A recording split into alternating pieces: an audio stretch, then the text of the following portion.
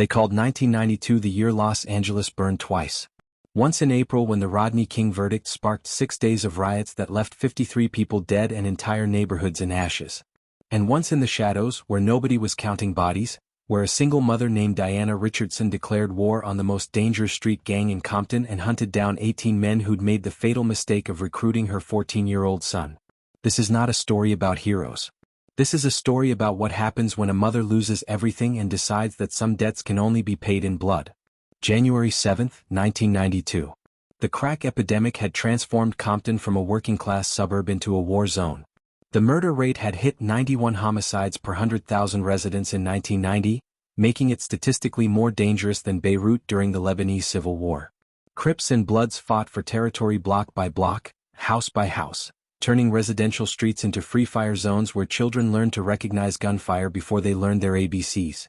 Diana Richardson understood this reality better than most. She was 32 years old, worked 2 jobs as a nurse's assistant at Martin Luther King Jr. Community Hospital and overnight shifts cleaning office buildings downtown. She was raising 3 children alone after her husband Marcus had been killed in a drive-by shooting in 1987, caught in crossfire between rival Crips sets over drug territory he had nothing to do with. Diana had survived by being smart, being careful, and teaching her children the rules of survival in Compton. Stay off the corners. Don't wear colors. Come straight home from school. Keep your head down and maybe you'd make it to 18. Her oldest son, 14-year-old Marcus Jr., named after his father, was everything to Diana. Smart kid. Straight A student at Dominguez High School.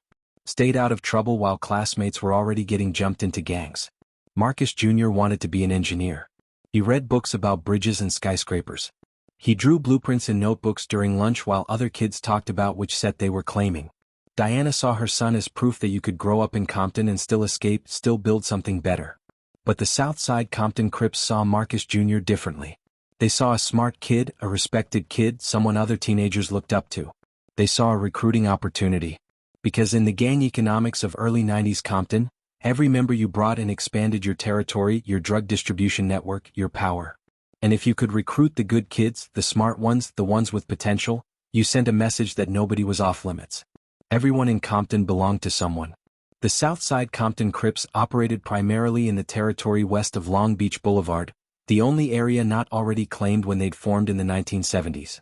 By 1992 they were one of Compton's most powerful and violent sets, running crack houses throughout their territory and locked in constant warfare with blood sets and rival Crip factions.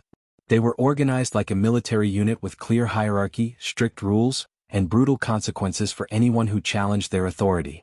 The man running recruitment for the Southside Crips in early 1992 was a 28-year-old enforcer named Terrence T-Lock Jackson. T-Lock had been in the gang since he was 12.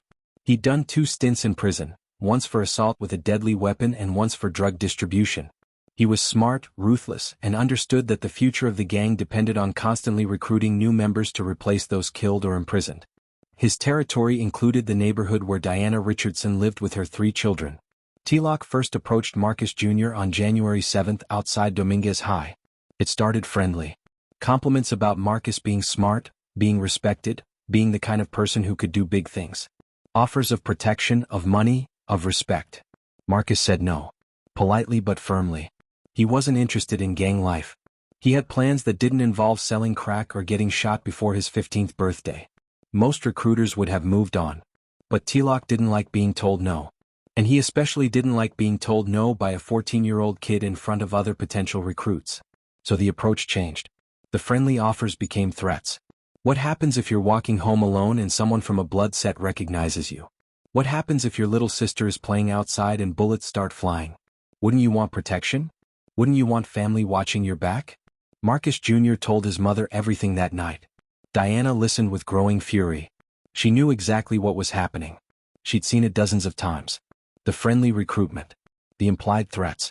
The escalation until the kid either joined or became a target. She also knew that going to the police was useless. Compton PD was overwhelmed and under-resourced.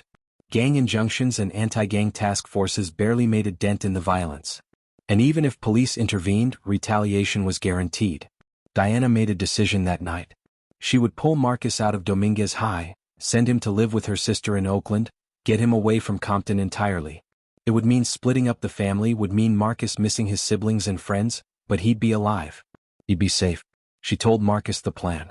Told him to pack. Told him they'd leave that weekend. Marcus Jr. never made it to the weekend.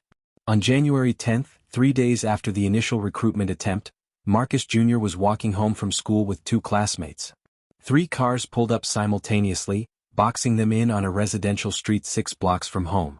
8 members of the South Side Crips got out, including T-Lock. What happened next was captured on a home security camera from a house across the street, grainy footage that would later become evidence in a case that was never officially solved. T-Lock approached Marcus Jr. directly.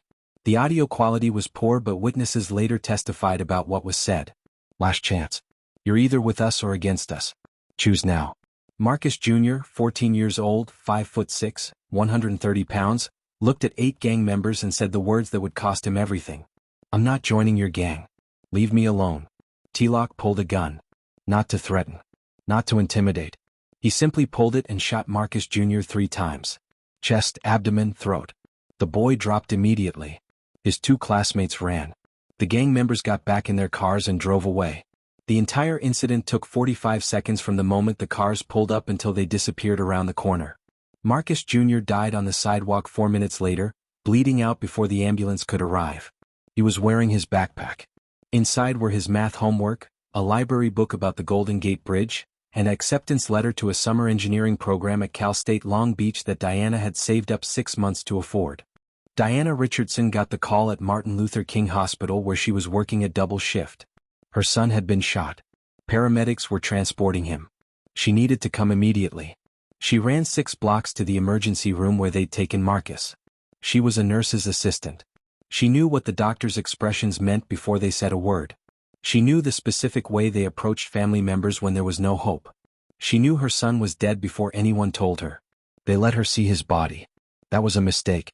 Because seeing her firsthand what bullets had done to her 14-year-old child, seeing the wounds that had stolen his life for the crime of refusing to join a gang, seeing his backpack with his homework still inside, something broke in Diana Richardson. Or maybe something crystallized. Maybe everything that had been building for 5 years since her husband's murder, every moment of fear and struggle and desperation to keep her children safe, focused into a single point of absolute clarity. The police investigation was perfunctory at best. Detectives took statements from witnesses who were too terrified to identify shooters by name. They collected the security camera footage which showed the shooting but was too grainy to make definitive identifications.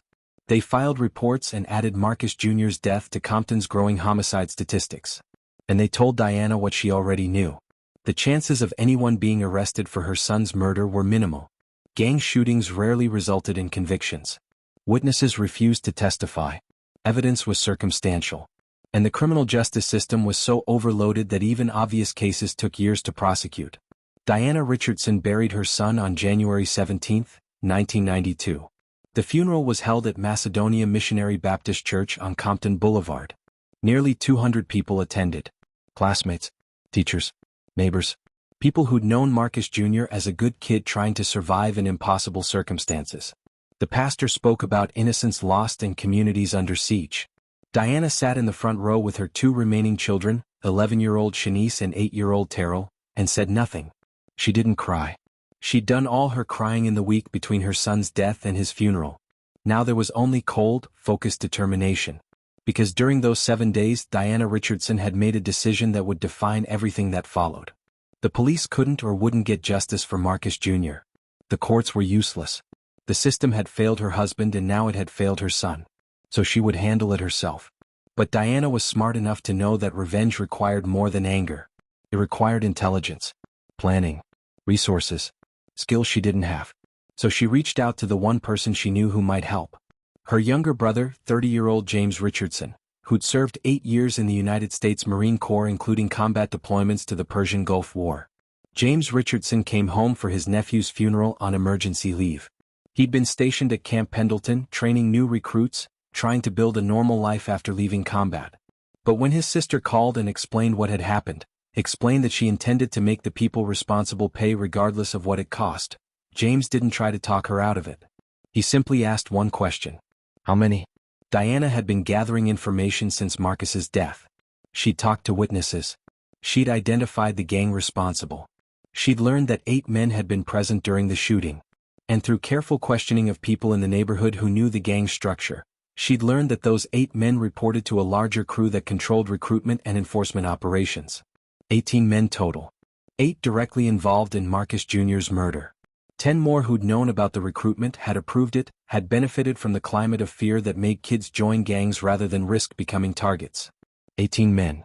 That was Diana's answer. James Richardson went silent for a long moment. Then he nodded. He'd seen combat. He'd killed enemy combatants in defense of his country. But this was different.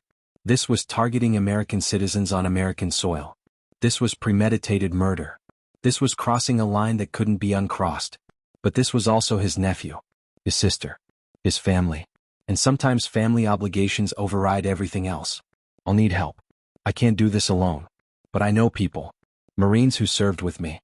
Men who understand urban combat and won't ask too many questions. Give me 2 weeks. Diana gave him 2 weeks. She went back to work at the hospital and the office cleaning jobs. She took care of Shanice and Terrell. She acted like a grieving mother trying to rebuild her life after unimaginable tragedy. And secretly, she began planning a military operation on the streets of Compton that would systematically dismantle the Southside Crips recruitment and enforcement structure. James Richardson reached out to 4 Marines he'd served with during Desert Storm. Men who'd seen combat in Kuwait and Iraq. Men who understood tactical operations, weapons handling, and the psychology of warfare. Men who, for various reasons, were willing to participate in an off-the-books operation that would never appear in any official record.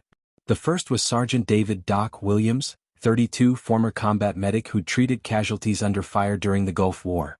Doc had lost his younger brother to gang violence in Los Angeles in 1989 and understood exactly what Diana was going through. The second was Corporal Raymond Ray Martinez, 29, reconnaissance specialist who'd conducted surveillance operations deep in enemy territory. Ray was Mexican-American from East LA, had grown up around gang violence, and had zero sympathy for gang members who recruited children. The third was Lance Corporal Marcus Ghost Johnson, 27, sniper with 17 confirmed kills during Desert Storm. Ghost was quiet, methodical, and could shoot a target at 800 meters in any weather conditions. The fourth was Sergeant First Class William Will Thompson, 35, the oldest and most experienced, a career Marine who'd served in Grenada, Panama, and the Gulf. Will was the tactical planner, the man who could take an objective and create an operation that would achieve it with minimal risk. These 5 men, along with Diana Richardson, formed what they called Operation Righteous Fury. The goal was simple. Identify every person involved in Marcus Jr.'s recruitment and murder. Systematically eliminate them. Send a message so clear and terrifying that the Southside Crips would never target another child in that neighborhood. They met in Diana's apartment on February 1, 1992. James had explained the situation. Diana provided everything she'd learned about the gang structure, the key players, the locations they frequented. Will Thompson took all that information and began building a tactical plan. The first challenge was intelligence gathering. They needed positive identification of all 18 targets. They needed to know routines, locations, security measures. They needed to understand the gang's command structure so they could work their way up the chain systematically. Ray Martinez took point on surveillance. For 3 weeks he conducted reconnaissance throughout Southside Crip territory, documenting movements, identifying safe houses, mapping escape routes. He posed as a construction worker during the day and used night vision equipment to observe drug houses after dark. He was a trained reconnaissance specialist who'd operated behind enemy lines in Iraq. Watching gang members was almost insultingly easy by comparison. By late February they had complete intelligence packages on all 18 targets. Names, addresses, routines, known associates, vulnerabilities. Will Thompson organized the information into a target priority list. They'd start with the lower-level members, the foot soldiers who'd been present during Marcus Jr.'s shooting but weren't major decision-makers. Extract intelligence during interrogations. Work up the chain to the leadership. Save T-Lock, the man who'd pulled the trigger, for last. The operation began on March 3, 1992. The first target was a 19-year-old named Deshaun Miller, one of the 8 gang members who'd been present during Marcus Jr.'s murder. Miller worked as a lookout during drug sales and was considered low-ranking but reliable. Ghost Johnson took him with a single rifle shot from 400 meters while Miller was walking to a convenience store at 11 p.m. The bullet entered Miller's head from behind and he dropped instantly. By the time witnesses reacted and police arrived, Ghost was already gone, weapon disassembled and hidden, no evidence left behind. The Southside Crips initially assumed it was retaliation from a rival gang. Murders were common in Compton. Drive-bys and shootings happened constantly. One dead gang member didn't immediately signal anything unusual. But 2 days later a second target died. Antonio Little Tony Reyes, 21, another member who'd been present during Marcus Jr.'s shooting. This time it wasn't a rifle shot. This time Ray Martinez grabbed him off the street using the same combat techniques he'd used to capture enemy soldiers during the Gulf War, transported him to an abandoned warehouse and interrogated him. Reyes confirmed everything Diana had learned. Named names. Described the gang structure. Explained the recruitment operation. Confirmed that T-Lock had ordered Marcus Jr. killed to send a message to other kids who refused to join. When they'd extracted all useful information, Diana Richardson entered the warehouse. She'd wanted to be present for this moment. Wanted to look into the eyes of someone who'd been there when her son died. Reyes saw her and started pleading. Claiming he tried to stop it. Claiming he'd told T-Lock not to shoot. Claiming he was just following orders. All the excuses that guilty men tell themselves to sleep at night. Diana listened in silence. Then she pulled out a 9mm handgun that James had taught her to use. She shot Antonio Reyes 3 times. Chest, abdomen, throat. The same wounds her son had suffered. Then she left the warehouse and went home to make breakfast for Shanice and Terrell before their school day started. The killings continued throughout March. One every 3 to 5 days. Different methods. Different locations. But always members of the Southside Crips. Always people connected to recruitment operations or Marcus Jr.'s murder. And slowly, inevitably, the gang began to understand they were under attack. The problem for the Crips was they couldn't identify the threat. This wasn't a rival gang trying to take territory. This wasn't police conducting raids. This was something else. Something methodical and professional and absolutely relentless. Members started disappearing or turning up dead with no witnesses, no evidence, no leads. Fear spread through the organization like a virus. T-Lock tried to respond. He increased security. Traveled with bodyguards. Changed routines constantly. He assumed this was rival gang warfare and prepared for conventional street violence. He never considered that he was being hunted by former military personnel conducting a precision operation. By mid-April, 11 of the 18 targets were dead. 3 had been killed in what appeared to be random shootings. 5 had disappeared and were later found in remote locations, executed with single gunshots. 2 had been killed in their homes, targeted with such precision that police initially suspected professional hitmen. And 1, a mid-level enforcer named Jamal J. Rock Washington, had simply vanished without a trace. The Los Angeles riots erupted on April 29 following the Rodney King verdict. For 6 days South Central Los Angeles and Compton burned as decades of rage over police brutality and economic marginalization exploded into violence. 53 people died. Thousands were injured. Property damage exceeded $1 billion. Diana Richardson and her team used the chaos as cover to accelerate operations. With police overwhelmed and the city in flames, they moved aggressively. 4 more targets died during the riots. 2 were shot during looting incidents and their deaths were attributed to general riot violence. 1 was killed in what appeared to be an accident during a fire. 1 simply disappeared in the chaos and was never found. By May 5, when the city began returning to normal, 15 of 18 targets were dead. The Southside Crips had been decimated. Their recruitment operation was destroyed. Members were terrified and hiding. Drug operations had collapsed. The gang that had once controlled multiple blocks in Compton was fragmenting as surviving members either fled the area or joined other sets for protection. The final 3 targets were the leadership. T-Lock and his 2 immediate superiors, 32-year-old Marcus Big M. Williams and 35-year-old Kevin K-Dog Thompson, who oversaw all Southside Crip operations in Compton. Will Thompson planned the final operation with the same precision he'd used planning combat missions during the Gulf War. They'd take all 3 simultaneously to prevent any from fleeing once they realized what was happening. Quick, clean, coordinated strikes that would end the campaign definitively. On May 15, 1992, exactly 4 months and 5 days after Marcus Jr.'s murder, the operation reached its conclusion. Big M. Williams was killed first. Ghost Johnson took him with a rifle shot while Williams was leaving his girlfriend's house at 6 a.m. Clean headshot from 300 meters. Williams never knew what hit him. K-Dog Thompson was grabbed by Ray Martinez and James Richardson 30 minutes later while leaving a restaurant in Long Beach. They forced him into a van, transported him to the same warehouse where they'd interrogated previous targets, and Diana Richardson shot him personally. 3 shots. Same pattern as her son. T-Lock was the final target. The man who'd pulled the trigger. The man who'd murdered a 14-year-old boy for refusing to join a gang. They tracked him to a safe house in Inglewood where he'd been hiding since the riots. The entire team participated in the final operation. Ray and James breached the door. Will provided perimeter security. Doc waited with medical supplies in case anyone on the team was injured. Ghost positioned himself with a rifle to prevent escape. T-Lock tried to fight. He grabbed a weapon and managed to fire 2 shots before James Richardson shot him in both knees, dropping him to the floor. They zip-tied his hands and carried him to the van. They took T-Lock to a remote location in the Angeles National Forest, an abandoned maintenance building 40 miles from Compton. They wanted privacy for this conversation.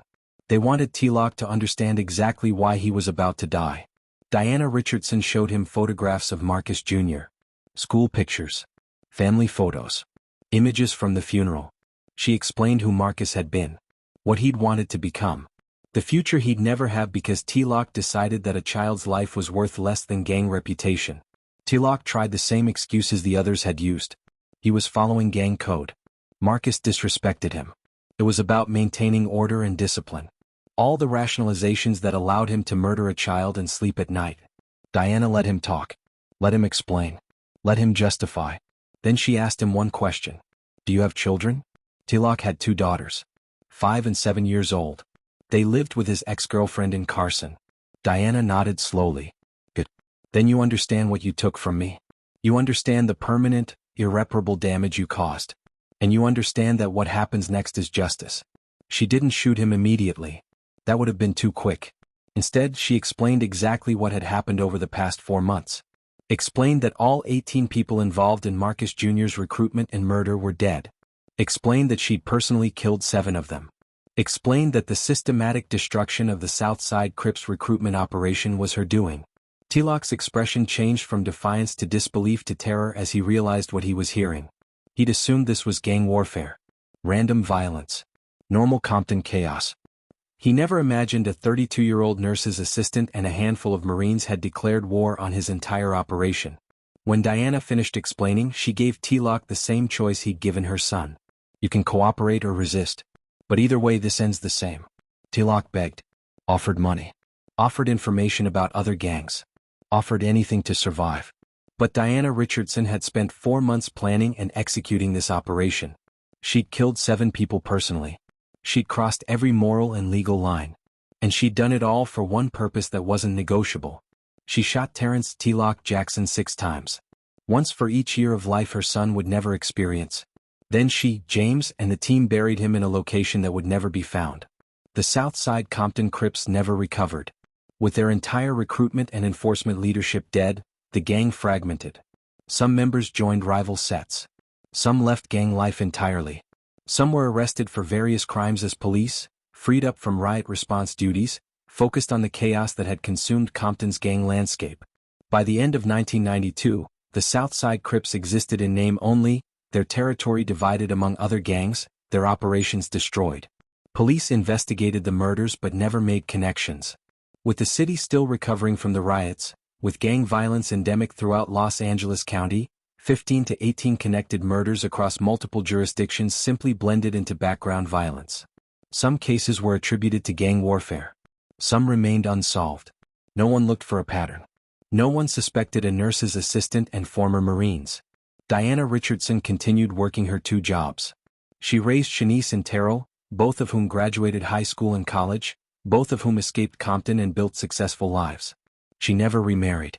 She never spoke about what happened in the spring of 1992. She simply lived quietly, working and caring for her children, until her death from cancer in 2017. James Richardson returned to Camp Pendleton and completed his military service. He retired from the Marine Corps in 1998 as a master sergeant and became a high school teacher in San Diego. He never married, never had children. He died in 2019 at age 57. His obituary noted his military service and dedication to educating young people but made no mention of Operation Righteous Fury. The other 4 Marines who participated maintained similar silence. Doc Williams became a physician's assistant and worked in VA hospitals treating veterans. Ray Martinez joined the LAPD, spending 20 years as a detective in gang enforcement.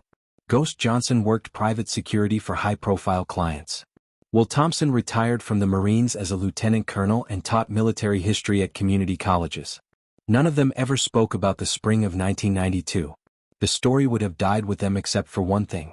In 2015, a documentary filmmaker researching gang violence in Compton interviewed elderly residents about the 1990s. Multiple people mentioned the same urban legend. A mother who'd hunted down everyone responsible for her son's death. A systematic campaign that destroyed an entire gang. 18 bodies in 4 months. Revenge so complete and thorough that it became whispered folklore. The filmmaker investigated further but found no confirmation. Police records showed multiple unsolved homicides but no pattern. Gang experts acknowledged the Southside Crips had collapsed in 1992 but attributed it to normal gang warfare and riot aftermath. No one could prove the legend was true. Until 2016 when Shanice Richardson, Diana's daughter, now a 45-year-old attorney in Oakland, was interviewed for the same documentary. Asked directly if the legend about her mother was true, Shanice simply smiled. My mother was a nurse's assistant who worked 2 jobs to raise 3 children alone in the most dangerous city in America. She buried my father after he was killed in gang crossfire. She buried my brother after he was murdered for refusing to join a gang. And she made sure that everyone responsible understood there are consequences for taking a child's life. That's all I can say. The documentary never aired. Legal concerns and lack of definitive proof made it too risky to release. But the story persists in Compton. In barbershops and churches. In family gatherings and community centers. The story of Diana Richardson, the mother who executed 18 Crips and got away with it. Is it true? The evidence is circumstantial. Police records show multiple unsolved murders of Southside Crip members in spring 1992. The gang did collapse during that period. Diana Richardson did lose her son. Her brother was a Marine. But none of that proves the legend. What matters is what the story represents. The idea that even in the most violent, most hopeless circumstances, there are still consequences. That preying on children has a price. That mothers protecting their families are the most dangerous force on earth when you threaten what they love. Compton is different now than it was in 1992. Gang violence has decreased dramatically. The murder rate has dropped from 91 per 100,000 to around 10. Gentrification has changed the demographics. The city that was synonymous with violence and danger is slowly rebuilding. But the people who lived through the 90s, who survived the crack epidemic and gang wars and riots, they remember. They remember when the streets ran red. They remember when children couldn't walk home from school safely. They remember when gangs controlled entire neighborhoods and police couldn't or wouldn't stop them. And they remember Diana Richardson. Whether the legend is literally true or not doesn't matter. What matters is the message. What matters is the reminder that some lines cannot be crossed without consequences. That mothers will protect their children by any means necessary. That 18 men who participated in recruiting and murdering a 14-year-old boy learned, one way or another, that their actions had permanent, fatal consequences. The truth is complicated. Police records from spring 1992 show a spike in unsolved homicides among Southside Crip members. Between March and May of that year, 15 gang-affiliated men died under various circumstances. Some were shot in what appeared to be drive-bys. Some were found in remote locations with execution-style wounds. Some simply disappeared and were never found. The LAPD investigated these deaths as separate incidents. With the city preparing for and then recovering from the riots following the Rodney King verdict, resources were stretched impossibly thin. Gang homicides were tragically common. Without witnesses willing to testify or physical evidence connecting the murders, cases went cold. But there were patterns if anyone had looked closely enough. All the victims were affiliated with the Southside Crips recruitment and enforcement operations. All died within a 3-month window. All were killed with professional precision that suggested military training rather than typical gang violence. The methods were too varied, too sophisticated, too clean to be random street warfare. Detective Marcus Thompson of the LAPD's Gang Homicide Unit noticed something was wrong. He'd been tracking Southside Crip activity for years and recognized that key members were disappearing systematically. But when he tried to investigate connections between the murders, he was told to prioritize riot-related cases. The city was still smoking. 53 people had died during 6 days of chaos. Property damage exceeded $1 billion. A series of dead gang members wasn't the priority. Thompson kept his own notes anyway. He documented names, dates, methods. He interviewed family members and associates. And he began to suspect that someone with serious tactical skills was conducting a campaign against the South Side Crips. But without resources, without support, without witnesses, his investigation stalled. Years later, after retiring from LAPD in 2008, Thompson would occasionally pull out those old files and wonder. He'd heard the legend about Diana Richardson. He'd even tried to interview her once in 2005, but she politely declined to speak with him. He had suspicions but never proof. And by then, everyone involved was either dead or had disappeared into normal lives. The impact of what happened in spring 1992 extended far beyond 18 deaths. The South Side Crips never recovered their previous power. Members scattered to other gangs or left gang life entirely. The systematic destruction of their leadership created a power vacuum that other Crip sets and blood gangs rushed to fill, leading to territorial wars that lasted through the mid-90s. But something else changed too. The legend of Diana Richardson had an effect on gang recruitment practices throughout Compton and South Central LA. OGs, the older gang members who ran operations, became more cautious about recruiting children from stable homes. The risk calculation changed. If recruiting the wrong kid could bring systematic retaliation from military-trained operators, maybe it wasn't worth it. This wasn't universal. Gang recruitment continued throughout the 90s. But there were documented cases of gang members backing off when families pushed back hard. The message had been sent and received. Some mothers were dangerous. Some families had connections. And the consequences of miscalculating could be catastrophic. Shanice Richardson, Diana's daughter, grew up watching her mother work 2 jobs while grieving her brother. She saw the toll that Marcus Jr.'s death took. She saw her mother age 10 years in a single spring. She saw the nightmares, the hypervigilance, the way Diana checked locks obsessively and kept a gun within reach at all times. But Shanice also saw strength. She saw a woman who refused to be a victim. Who refused to accept that her son's death was just another statistic. Who did whatever was necessary to ensure that the men responsible faced consequences. Whether the legend was accurate in every detail didn't matter to Shanice. What mattered was that her mother had fought back. Shanice graduated from UCLA with honors in 1999. She went to law school at Berkeley and became a criminal defense attorney specializing in representing young people caught up in gang violence. Her life's work became helping kids like Marcus Jr., trying to save them before they ended up dead or in prison. She never spoke publicly about the spring of 1992 until that interview in 2016. And even then she was careful. She acknowledged the legend without confirming details. She honored her mother without admitting to crimes. Because by then the statute of limitations had expired on most charges anyway. And the people who'd participated were either dead or living quiet lives. Terrell Richardson, Diana's youngest child, was 8 when Marcus Jr. died. He barely remembers his older brother. But he remembers the change in his mother afterward. The hardness, the vigilance, the way she watched him and Shanice constantly, terrified of losing another child. Terrell left Compton at 18 to attend college in Northern California. He became a social worker specializing in gang intervention programs. He spent his career trying to break the cycle of violence that had claimed his brother and transformed his mother. He married, had 3 children, and made sure they grew up far from Compton, in safe neighborhoods where gang recruitment wasn't a constant threat. He rarely speaks about his family's history. But when he trains new social workers, when he teaches them about the realities of gang violence and community trauma, he sometimes tells a story. A story about a 14-year-old boy who wanted to be an engineer. Who studied hard and stayed out of trouble and did everything right. And who was murdered anyway because a gang decided he was a recruitment opportunity. Terrell doesn't tell them about the revenge. He doesn't mention 18 dead gang members or military operations conducted on Compton streets. He focuses on the preventable tragedy. The waste of potential. The ripple effects of violence through families and communities. But sometimes, after training sessions, younger social workers ask if he knows about the legend. About Diana Richardson and what she supposedly did. Terrell always gives the same answer. I know my mother did what she thought was necessary to protect her remaining children. Beyond that, I have no comment. James Richardson, Diana's brother and the Marine who allegedly organized the operation, struggled after 1992. He completed his service commitment but retired earlier than planned. The transition from active duty to civilian life was difficult under normal circumstances. But carrying the weight of what he'd done, the lines he'd crossed, the people he'd killed on American soil, made it nearly impossible. He dealt with nightmares, hypervigilance, moral injury. He'd killed enemy combatants during the Gulf War without hesitation or regret. That was war. That was duty. But what happened in Compton was different. That was premeditated. That was revenge.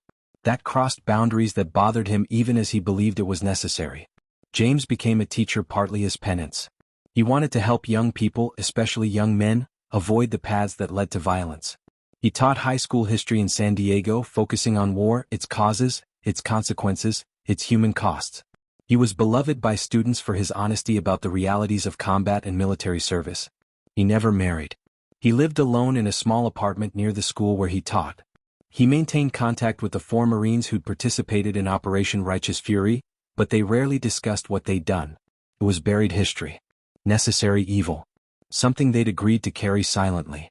When James died in 2019, his funeral was attended by hundreds of former students. They spoke about how he'd changed their lives, steered them away from violence, encouraged education and legitimate opportunities. None of them knew about the spring of 1992. None of them knew their beloved teacher had organized and executed a campaign that killed 18 people. The 4 other Marines who participated each dealt with it differently. Doc Williams channeled his experience into helping veterans, using his medical skills to heal rather than harm. Ray Martinez joined law enforcement, perhaps seeking redemption through legitimate service. Ghost Johnson disappeared into private security work, his skills valuable in legal contexts. Will Thompson taught military history, examining war and violence from academic distance. The impact of what happened in spring 1992 extended far beyond 18 deaths. The South Side Crips never recovered their previous power. Members scattered to other gangs or left gang life entirely. The systematic destruction of their leadership created a power vacuum that other Crip sets and blood gangs rushed to fill, leading to territorial wars that lasted through the mid-90s. But something else changed too. The legend of Diana Richardson had an effect on gang recruitment practices throughout Compton and South Central LA. OGs, the older gang members who ran operations, became more cautious about recruiting children from stable homes. The risk calculation changed. If recruiting the wrong kid could bring systematic retaliation from military-trained operators, maybe it wasn't worth it. This wasn't universal. Gang recruitment continued throughout the 90s. But there were documented cases of gang members backing off when families pushed back hard. The message had been sent and received. Some mothers were dangerous. Some families had connections.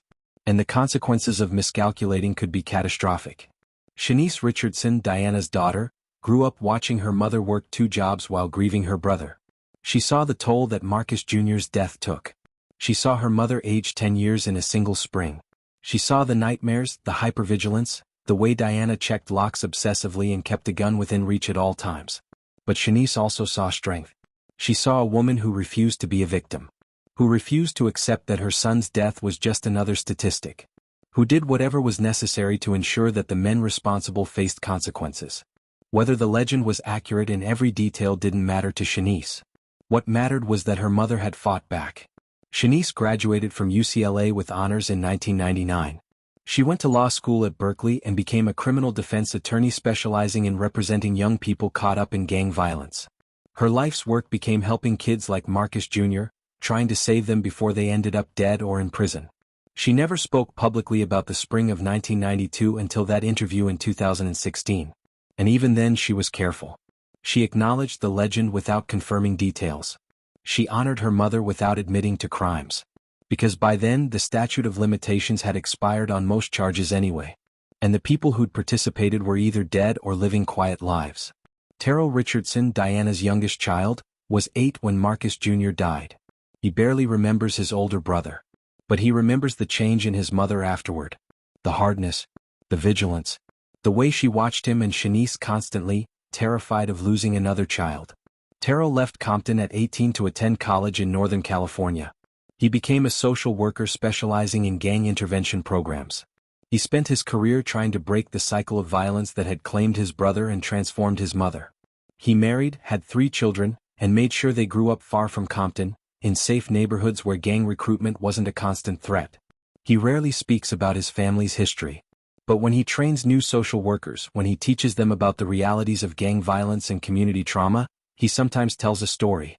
A story about a 14-year-old boy who wanted to be an engineer. Who studied hard and stayed out of trouble and did everything right. And who was murdered anyway because a gang decided he was a recruitment opportunity. Terrell doesn't tell them about the revenge. He doesn't mention 18 dead gang members or military operations conducted on Compton streets. He focuses on the preventable tragedy, the waste of potential, the ripple effects of violence through families and communities. But sometimes, after training sessions, younger social workers ask if he knows about the legend, about Diana Richardson and what she supposedly did. Terrell always gives the same answer. I know my mother did what she thought was necessary to protect her remaining children. Beyond that, I have no comment. James Richardson, Diana's brother and the Marine who allegedly organized the operation, struggled after 1992. He completed his service commitment but retired earlier than planned. The transition from active duty to civilian life was difficult under normal circumstances. But carrying the weight of what he'd done, the lines he'd crossed, the people he'd killed on American soil, made it nearly impossible. He dealt with nightmares, hypervigilance, moral injury. He'd killed enemy combatants during the Gulf War without hesitation or regret. That was war. That was duty. But what happened in Compton was different. That was premeditated. That was revenge. That crossed boundaries that bothered him even as he believed it was necessary. James became a teacher partly as penance. He wanted to help young people, especially young men, avoid the paths that led to violence. He taught high school history in San Diego, focusing on war, its causes, its consequences, its human costs. He was beloved by students for his honesty about the realities of combat and military service. He never married. He lived alone in a small apartment near the school where he taught. He maintained contact with the 4 Marines who'd participated in Operation Righteous Fury, but they rarely discussed what they'd done. It was buried history. Necessary evil. Something they'd agreed to carry silently. When James died in 2019, his funeral was attended by hundreds of former students. They spoke about how he'd changed their lives, steered them away from violence, encouraged education and legitimate opportunities. None of them knew about the spring of 1992. None of them knew their beloved teacher had organized and executed a campaign that killed 18 people. The 4 other Marines who participated each dealt with it differently. Doc Williams channeled his experience into helping veterans, using his medical skills to heal rather than harm. Ray Martinez joined law enforcement, perhaps seeking redemption through legitimate service. Ghost Johnson disappeared into private security work, his skills valuable in legal contexts. Will Thompson taught military history, examining war and violence from academic distance. None of them publicly acknowledged their participation. But privately among themselves, they occasionally discussed whether what they'd done was right. The consensus was always complicated. Was it legal? Absolutely not. Was it moral? That depended on your framework. Was it necessary? They believed so at the time. Would they do it again? None of them wanted to answer that question. The legend of Diana Richardson spread beyond Compton. Throughout south-central Los Angeles, in Watts and Inglewood and Long Beach, the story circulated. Details changed with each telling. Some versions had Diana personally killing all 18 men. Some versions had her hiring professional assassins. Some versions had the entire operation happening in a single night of biblical vengeance. But the core remained consistent. A mother whose child was murdered by gang members. A systematic campaign of revenge. 18 dead gang members. And a message that resonated through every neighborhood touched by gang violence that some consequences were inevitable. The story became particularly powerful among mothers. Women who'd lost children to gang violence saw Diana Richardson, real or legendary, as representing something they'd all felt but couldn't act on. The rage. The helplessness. The desire for justice when the system failed. Diana became a symbol of maternal fury, of protection taken to its absolute extreme. Community activists had mixed feelings about the legend. On one hand, it celebrated extrajudicial violence and vigilantism. It suggested that revenge was acceptable, that systematic murder was justifiable. Those messages were dangerous in communities already drowning in violence. But on the other hand, the legend reinforced boundaries. It said that children were off-limits. That recruiting kids who wanted legitimate futures was unacceptable. That gangs couldn't operate with complete impunity. And in neighborhoods where police protection was minimal and court systems were overwhelmed, those community-enforced boundaries mattered. Reverend William Johnson, who'd presided over Marcus Jr.'s funeral in 1992, had complicated thoughts about Diana Richardson. He'd known the family for years. He'd counseled Diana after her husband's murder. He'd watched Marcus Jr. grow up, a bright kid with unlimited potential. When Marcus Jr. died, Reverend Johnson had held Diana as she sobbed. He tried to provide spiritual comfort, to help her find peace through faith and forgiveness. But he'd also seen the look in her eyes. The cold determination. The absolute certainty that what happened wouldn't stand unpunished. In the months after the funeral, Reverend Johnson noticed things. Gang members who'd attended the funeral suddenly disappeared. The Southside Crips, who'd been aggressively recruiting in the neighborhood, suddenly backed off. And Diana, despite working 2 jobs and raising 2 remaining children, seemed focused on something else entirely. Reverend Johnson never asked directly. But he preached several sermons that spring about vengeance belonging to God, about the dangers of taking justice into your own hands, about the cycle of violence and how it consumed everyone it touched. He looked directly at Diana during those sermons. She looked back without expression. Years later, when the legend had spread and people asked Reverend Johnson if he knew the truth, he'd simply say that Diana Richardson was a woman of deep faith and deeper love for her children. What she did or didn't do was between her and God. And then he'd change the subject. The neighborhood where Diana lived, where Marcus Jr. was murdered, changed gradually after 1992. Gang graffiti that had covered every wall slowly disappeared. Drug dealing that had happened openly on corners became more discreet. The Southside Crips' visible presence diminished as their power collapsed and other gangs fought over the vacuum. Was this entirely because of Diana Richardson's alleged campaign? No. The 1992 riots and their aftermath brought increased law enforcement attention. The Watts Gang Truce, signed in April 1992 between Crips and Bloods, temporarily reduced violence. Economic changes, demographic shifts, and community organizing all played roles. But people in that neighborhood believed that Diana Richardson's revenge had been a factor. They believed that the systematic destruction of the Southside Crips recruitment operation had sent a message that protected subsequent generations of children. They believed that what happened in spring 1992 had made a difference. And belief, whether or not it's based on complete facts, shapes behavior. Parents felt empowered to push back against gang recruitment. Teachers felt more confident referring at-risk kids to intervention programs. Community members felt less helpless in the face of gang violence. The legend of Diana Richardson became a tool for resistance. By 2025, 33 years after Marcus Jr.'s death, Compton is almost unrecognizable. The murder rate has dropped 90%. Property values have increased. Gang activity, while still present, is a fraction of what it was in the 90s. New generations are growing up without the constant fear that defined earlier decades. Very few people under 40 have heard the legend of Diana Richardson.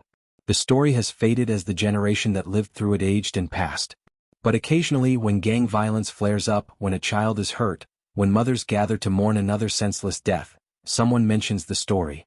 Remember Diana Richardson. Remember what happened when they came for her son. Remember that there are consequences. And then the story is told again. Details embellished or forgotten. Names changed or omitted. But the core message remains. Protect the children. Respect boundaries. Understand that some debts will be paid. Is the legend of Diana Richardson true? In the strictest factual sense, it's impossible to prove. Police records show deaths but can't definitively connect them to a single operation. Witnesses are dead or won't talk. Physical evidence, if it ever existed, is long gone. The people allegedly involved have maintained perfect silence for over 30 years. But in a deeper sense, does it matter? The legend serves a purpose. It provides meaning to Marcus Jr.'s death. It offers comfort to mothers who've lost children. It reinforces community values about protecting innocence. It reminds everyone that consequences exist even when official systems fail. Diana Richardson worked her 2 jobs for 15 more years after 1992. She raised Shanice and Terrell, both of whom graduated college and built successful lives. She attended church regularly. She helped neighbors. She lived quietly and drew no attention. She died in 2017 at age 57 from pancreatic cancer. The diagnosis came late. The progression was rapid. She had maybe 6 months from diagnosis to death. During that time, as she weakened and prepared for the end, family members wondered if she'd finally speak about the spring of 1992. If she'd confirm or deny the legend.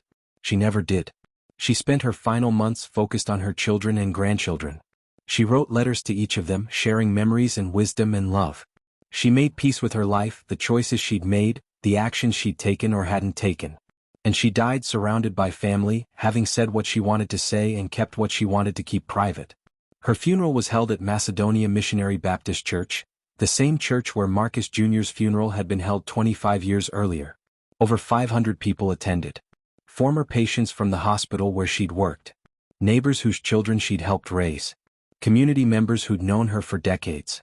The eulogies focused on her strength, her work ethic, her dedication to family.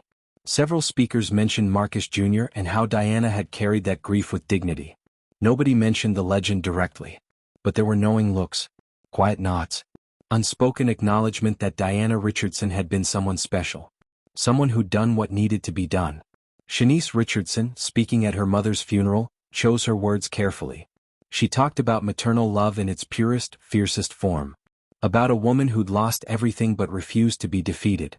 About strength that came from somewhere deeper than anger or grief.